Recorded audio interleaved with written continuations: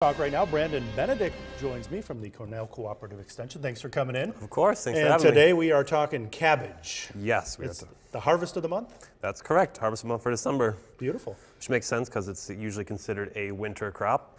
Lasts pretty long shelf life. That's why they had it in the winter. And you still have some out there that you can actually pick? If you want to dig through the snow, I guess you could. Yeah. But are there any out there though?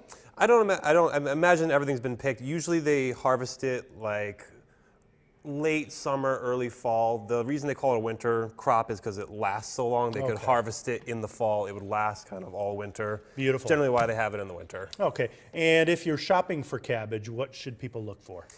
Generally you want something firm. You don't want to like feel it and have it squish. You want to see, you can see from the cabbages, all the leaves are tightly packed in here. You don't want them kind of falling off.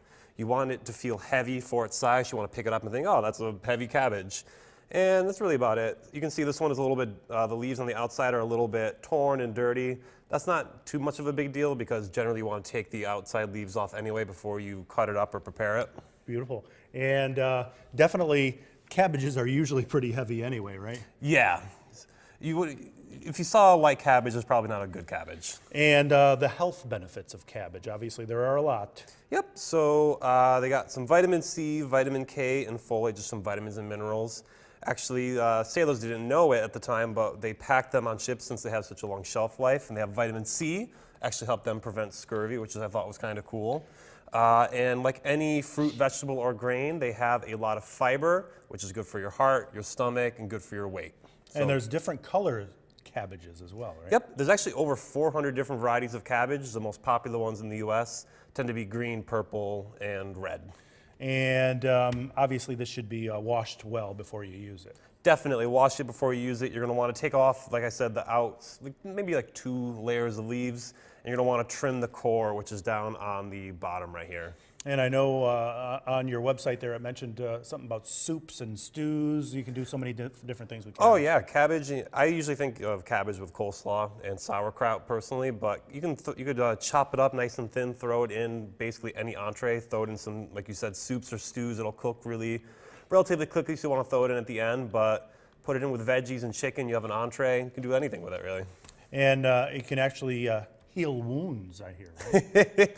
Well, in Middle Ages in Europe, they definitely thought that. They thought the juice from a cabbage would heal a wound, and they would actually drink it like a cough syrup. So I don't know if it works, but you could try it. And if folks are out there looking for some tips, not only about cabbage, any other vegetables or other things, where should they head?